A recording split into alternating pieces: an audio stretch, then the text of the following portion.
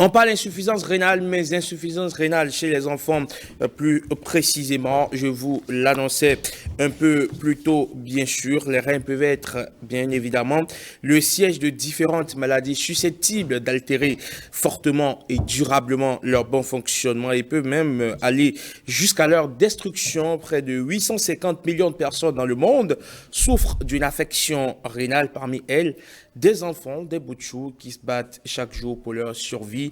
Comment prévenir l'insuffisance rénale chez les enfants? En quoi consiste le dépistage? Et pourquoi est-il si important? Jean-Claude James, bonjour. Bonjour Raymond, amis téléspectateurs, bonjour. Vous êtes venu sans doute avec des réponses à toutes ces questions. Oui, et la personne habilitée à nous donner les réponses, il a nom docteur Yevedo Toho Djedé. Voilà. Oui. Il est pédiatre, néphrologue. Il est en service au CNHU de Cotonou. Docteur, bonjour. Bonjour, monsieur le journaliste. Merci d'avoir accepté notre invitation. Oui, c'est moi. Il est en train de le dire dans son introduction. 800 millions quand même de personnes souffrent des pathologies liées aux reins. Déjà, nous allons éclairer la lanterne des téléspectateurs. Quand on parle du rein, on fait allusion à quoi ou bien c'est quoi le rein? Merci, monsieur le journaliste. Alors, les reins, on en a deux. C'est de petits organes nobles de notre organisme qui sont situés dans le ventre, derrière, on dit dans la région lombaire, qui ont principalement deux fonctions nobles.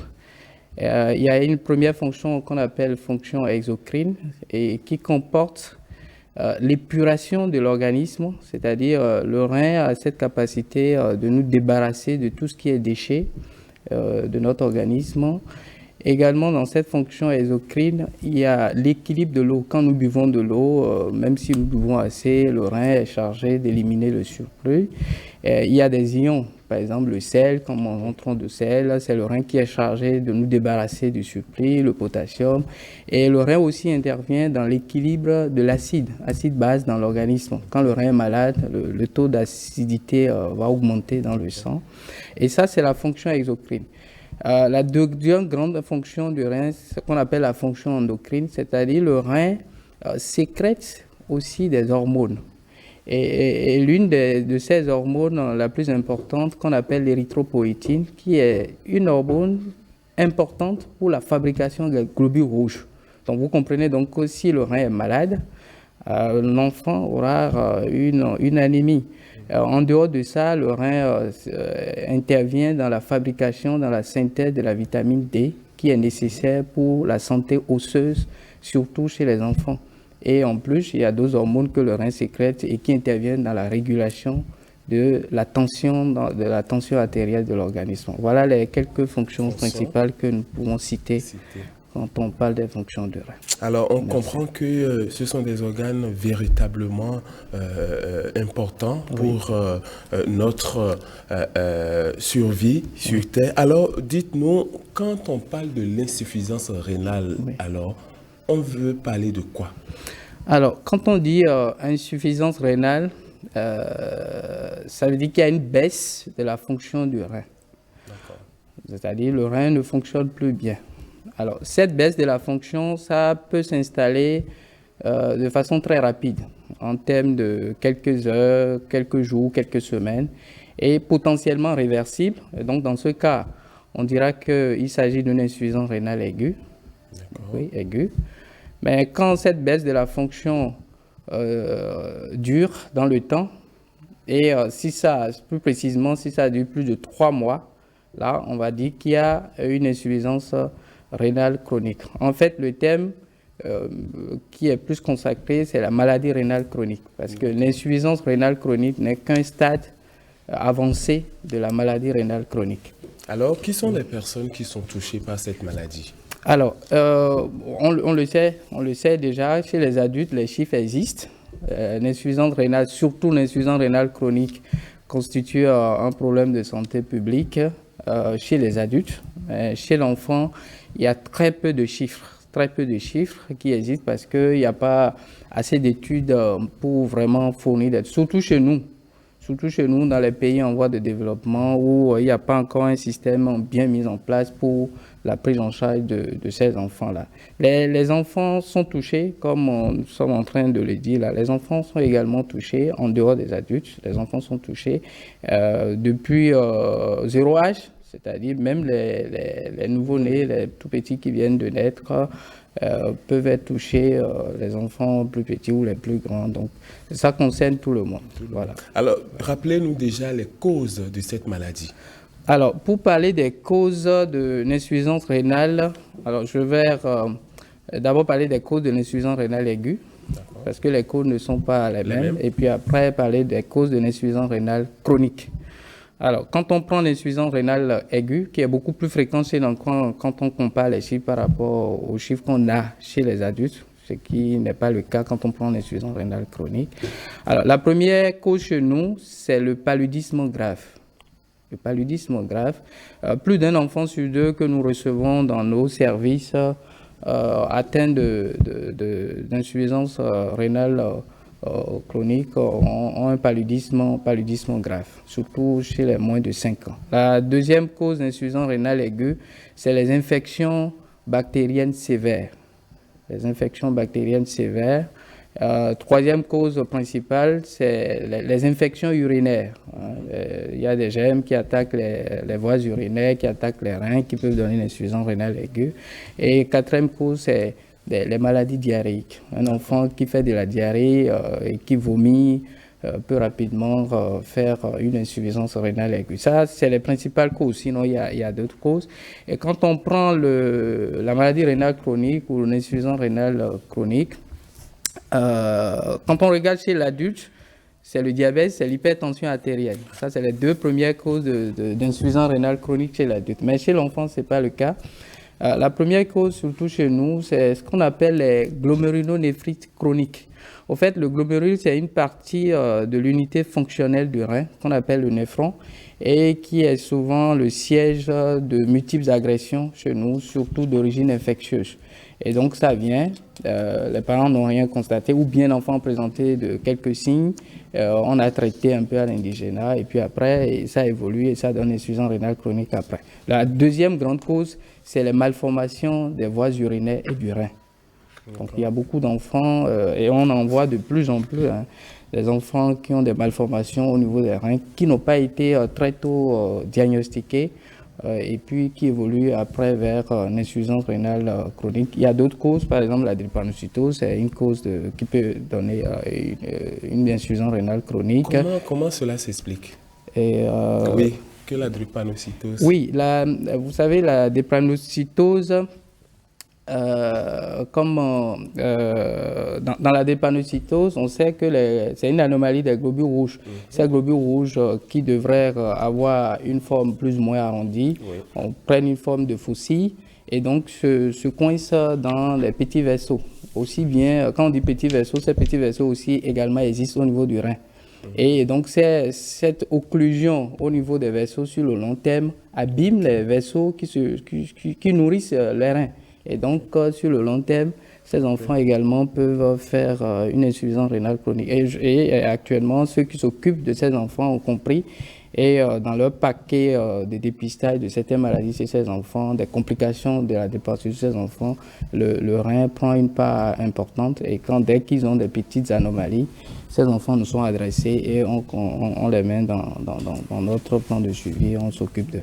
Oui, alors chez les adultes, vous aviez parlé de la maladie du diabète et de l'hypertension artérielle. C'est les 2 premières causes d'insuffisance. En dehors de ces causes, quelles sont les autres causes qui amènent souvent, parce que quand on parle de l'insuffisance rénale, on pense tout de suite aux adultes. Quelles sont les autres causes qui peuvent amener les adultes à faire la maladie?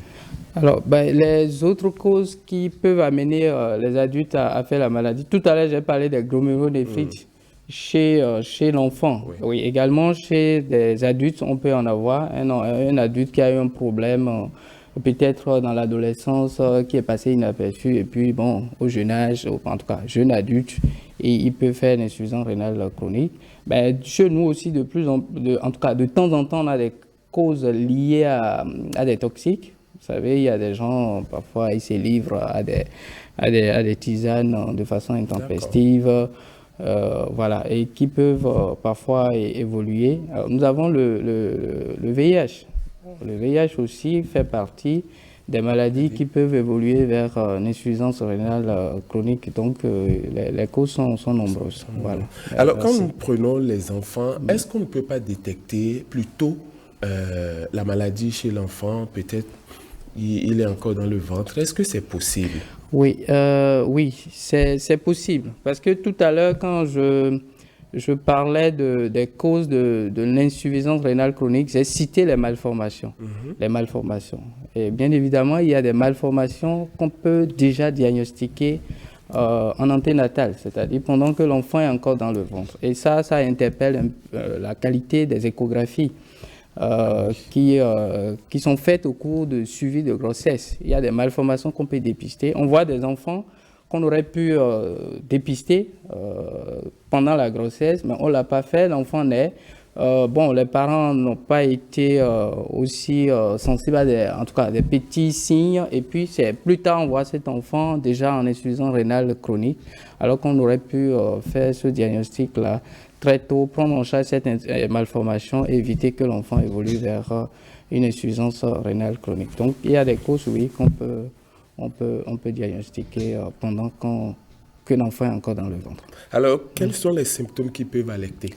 Alors, les symptômes, là aussi, je vais aller en fonction du type d'insuffisance rénale aiguë, du type d'insuffisance rénale, excusez-moi. Donc, quand on prend l'insuffisance rénale aiguë, comme j'ai dit, ça s'installe rapidement. Donc là, bon, ça frappe à l'œil. L'enfant, rapidement, n'urine pas, parce qu'il n'urine pas, il prend de volume, il a des œdèmes, il peut avoir du mal à respirer, sa tension va augmenter, l'organisme va être rempli de déchets. Donc ces déchets, surtout qu'on appelle l'urée, va faire que l'enfant va vomir, il aura du mal à manger, il aura du mal à dormir la nuit, il a des troubles de sommeil, des troubles de comportement, il peut faire des délits.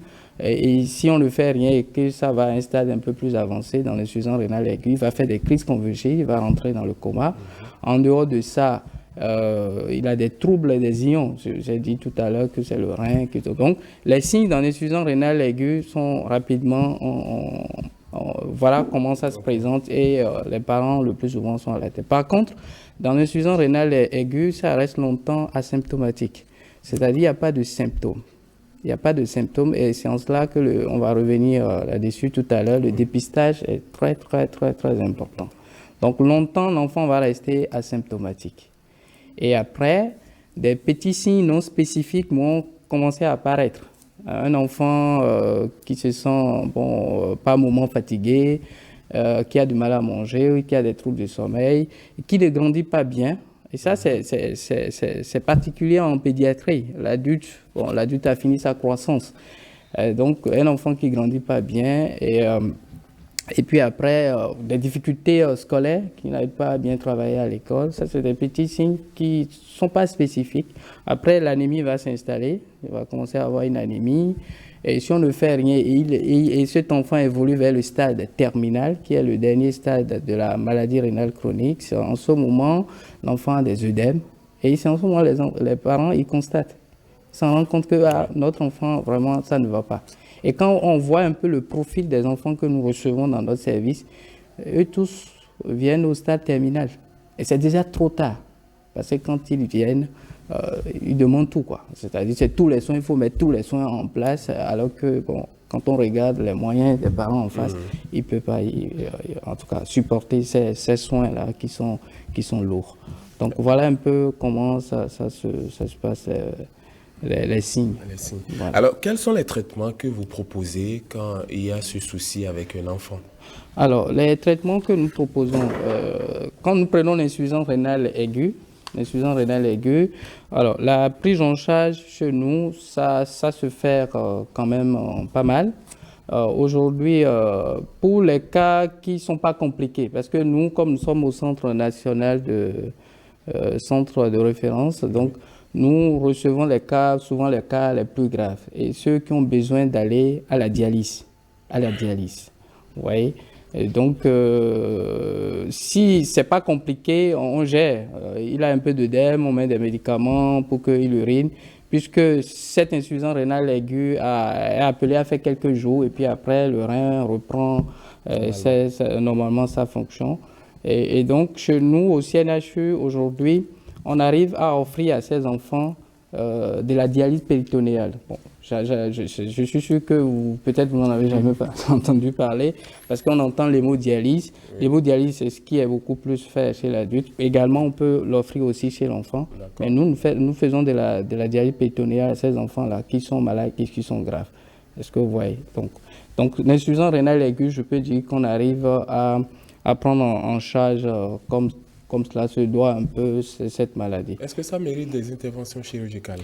Non, ce n'est pas des interventions chirurgicales. Tout à l'heure, j'ai parlé de la dialyse péritonéale. Donc, ça demande à ce qu'on mette un cathéter dans le ventre de l'enfant. C'est comme une dialyse. Okay. Cette fois-ci, pour cette technique-là, on n'aura pas à utiliser un rein artificiel.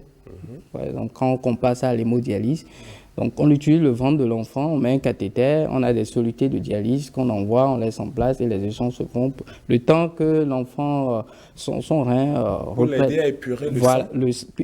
Épurer le sang, exactement, le débarrasser du surplus d'eau, voilà, et des déchets, tout ça, le temps que le rein reprenne sa fonction et puis on arrête et on enlève. Donc ça, on arrive à l'offrir au CNHU au jour d'aujourd'hui, en tout cas, depuis un certain temps.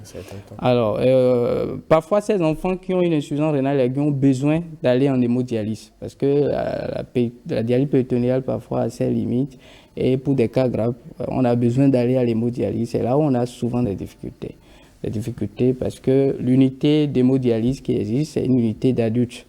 Et donc, l'hémodialyse, la différence avec l'autre, c'est quoi déjà? Ah oui, c'est ça que je disais tout à l'heure. Pour l'hémodialyse, il faut utiliser un rein artificiel. D'accord. Un rein artificiel pour faire passer le sang de l'enfant dedans. Ce rein artificiel qui va épurer le sang, débarrasser le sang de tous les déchets, de l'eau et retourner le sang épuré au patient. Mais ici, nous, on n'utilise pas le rein artificiel. On va utiliser ce qu'on appelle le péritoine de l'enfant. Le péritoine qui est déjà dans son ventre, qui est un feuillet qui est très vascularisé. Et c'est à travers ce péritoine-là, tout va se faire naturellement. Et c'est une technique qui est mieux supportée pour les enfants et mieux adaptée dans les pays en développement. Voilà. Au regard de tout ça, on se dit que c'est beaucoup pour les enfants quand même, pour des enfants qui sont en train de grandir. Oui, c'est vraiment beaucoup. Et là, quand on parle de... quand on aborde la prise en charge de l'insuffisance rénale chronique, ça, il faut dire que pour le moment, il n'y a encore pratiquement rien. Voilà. Il y a encore pratiquement rien. Et la plupart de ces enfants qui viennent meurent parce que, il nous faut déjà qu'on développe cette dialyse péritonéale dont j'ai parlé là. Il faut la développer sur le long terme parce que nous l'offrons à des cas aigus.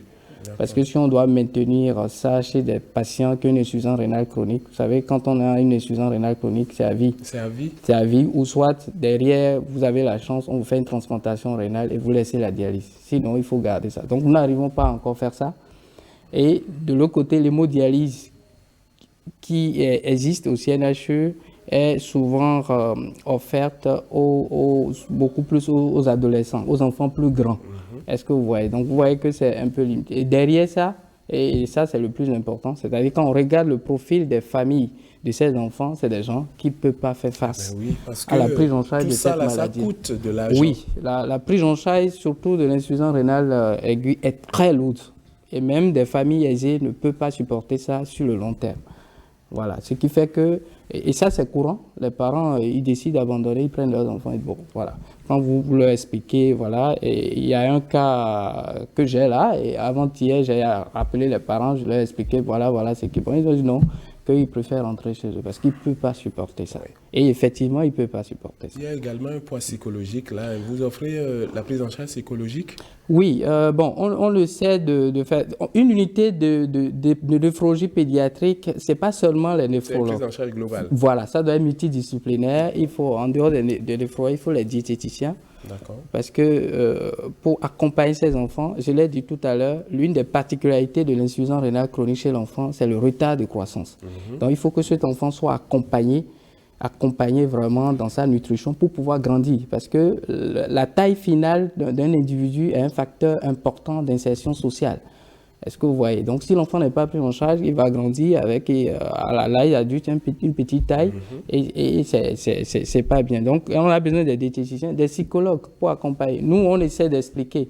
Mais bon, on n'est pas là tout le temps. Il faut une psychologue qui est là, qui accompagne les parents. Parce que dès qu'on dit que votre enfant a une insuffisance rénale terminale, vous avez toujours vu votre enfant et du jour au lendemain, on dit l'enfant a une insuffisance rénale terminale. Ça entraîne un bouleversement psychologique important.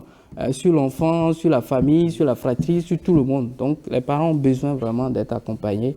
Et sans oublier aussi les assistants sociaux qui doivent faire partie de l'équipe pour accompagner ces enfants-là. Voilà. Alors, quelle est la place que vous donnez au dépistage? Alors, le dépistage, ça va surtout concerner l'insuffisance rénale chronique. Et ça, c'est important. Parce que quand on dépiste tôt, et on sait que l'enfant a une maladie rénale chronique débutante, là, il y a des mesures pour accompagner l'enfant et retarder sur plusieurs années l'évolution vers le stade terminal où ça demande, à ce stade, la maladie demande beaucoup de soins. Est-ce que vous voyez? Donc, ce dépistage, ça va passer par trois choses.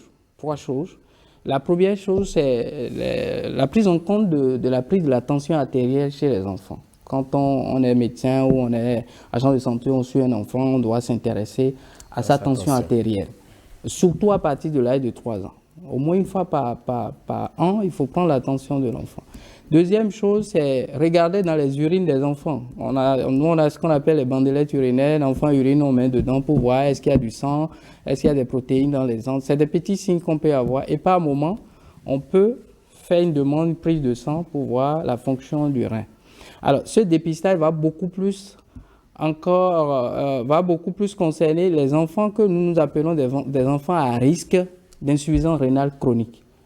Alors, ces enfants, c'est celui qui a fait dans sa vie une insuffisance rénale aiguë, il est à risque de faire une insuffisance rénale chronique plus tard. Donc, ce n'est pas des enfants, ce n'est pas parce que le rein a repris sa fonction, il faut oublier l'enfant dans la nature. Non, il doit être suivi. Les enfants qui sont nés prématurés, les enfants qui sont nés avec un petit poids de naissance,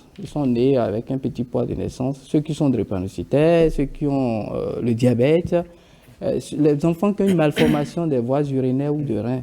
Est-ce que vous voyez? Les enfants qui sont obèses, les enfants qui sont sous des traitements lourds ou qui s'exposent à certains médicaments. Vous voyez, aujourd'hui, moi, j'ai regardé un peu, quand vous êtes en consultation, vous voyez, vous recevez 10 mamans avec leurs enfants qui font de la fièvre. Vous demandez quel est le premier médicament, on dit anti-inflammatoire non stéroïdien. L'automédication. Voilà. C'est comme si le paracétamol n'est plus le premier médicament de prise en charge de la fièvre chez l'enfant. Et quand on expose l'enfant chaque fois aux anti-inflammatoires sur le long terme, c'est un facteur de risque. C'est un facteur de risque de l'insuffisance rénale chronique sur le long terme. Vous voyez, donc sans oublier, oui, les tisanes. Bon, c'est vrai, on ne va pas interdire. Il y a des plantes médicinales qui apportent du bien, mais il ne faut pas s'exposer à ces tisanes. Donc, ces personnes-là, le dépistage doit être encore plus suivi, voilà, plus accentué. Et là, je profite pour inviter les collègues, oui, par an au moins prendre l'attention de l'enfant, parce que ça commence par là. Et ça permet de vite faire le dépistage et le diagnostic. Pédiatre néphrologue, vous êtes en service au CNHU de Cotonou. Vous allez regarder cette caméra et dire un mot à un parent, à une maman, à un papa, à un enfant qui peut-être est en train de faire cette maladie et qui a perdu de l'espoir.